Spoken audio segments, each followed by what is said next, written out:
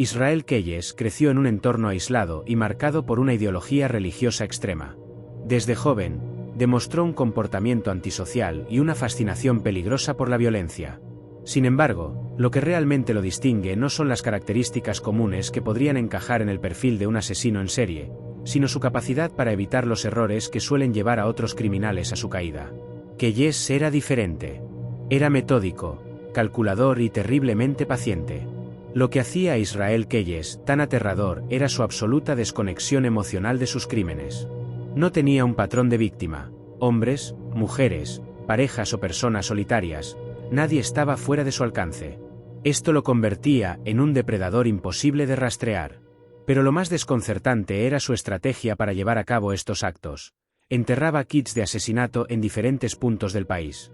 Estos kits contenían armas, dinero y materiales para deshacerse de los cuerpos. Algunos de estos paquetes permanecieron enterrados por años hasta que finalmente los utilizaba. Keyes se aseguraba de viajar grandes distancias antes de cometer un crimen. Nunca mataba cerca de su casa en Anchorage, Alaska. Esta táctica no solo confundía a las autoridades, sino que también le daba una sensación de control absoluto sobre sus actos. Imagina esto: un hombre viajando cientos de kilómetros, eligiendo a su víctima completamente al azar y luego desapareciendo sin dejar rastro. Esa era su firma. Uno de los casos más notorios de Israel Keyes fue el secuestro y asesinato de Samantha Koenig en 2012. Samantha, una joven de 18 años, trabajaba en un puesto de café en Anchorage cuando Keyes la atacó. La secuestró, la mantuvo cautiva y finalmente la asesinó. Lo más perturbador de este caso fue cómo manipuló la situación después de la muerte de Samantha. Keyes tomó una fotografía de su cuerpo, utilizando maquillaje y trucos para hacer que pareciera que aún estaba viva. Con esa imagen, exigió un rescate a la familia de Samantha, quienes, desesperados, cumplieron con sus demandas. Para ese momento, Keyes ya había desechado el cuerpo en un lago congelado. Este nivel de frialdad y manipulación demuestra cómo operaba su mente. Israel Keyes no era un asesino impulsivo. Planeaba cada detalle. Sus kits de asesinato eran solo una parte de su estrategia.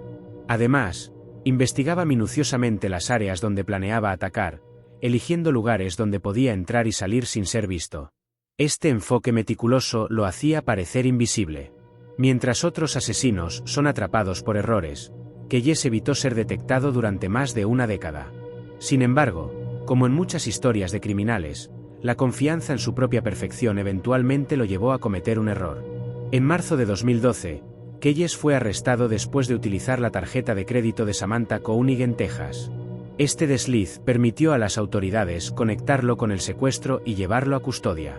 Pero lo que ocurrió después fue aún más inquietante. Durante los interrogatorios, Keyes confesó al menos 11 asesinatos en diferentes partes de Estados Unidos, pero los investigadores creen que el número real podría ser mucho mayor. Su habilidad para desconectarse emocionalmente de sus actos lo llevó a hablar de ellos con una calma inquietante. Describió sus crímenes como si fueran tareas comunes, y se negó a proporcionar detalles específicos sobre las víctimas que no había mencionado. Esto dejó un sinfín de preguntas sin respuesta. Uno de los aspectos más frustrantes de este caso es que Keyes nunca permitió que las autoridades tuvieran el control total de la situación. Sabía exactamente cuánta información dar y cómo mantener el poder durante los interrogatorios. En diciembre de 2012, menos de un año después de su arresto, Keyes se suicidó en su celda, cortándose las muñecas y estrangulándose con una sábana.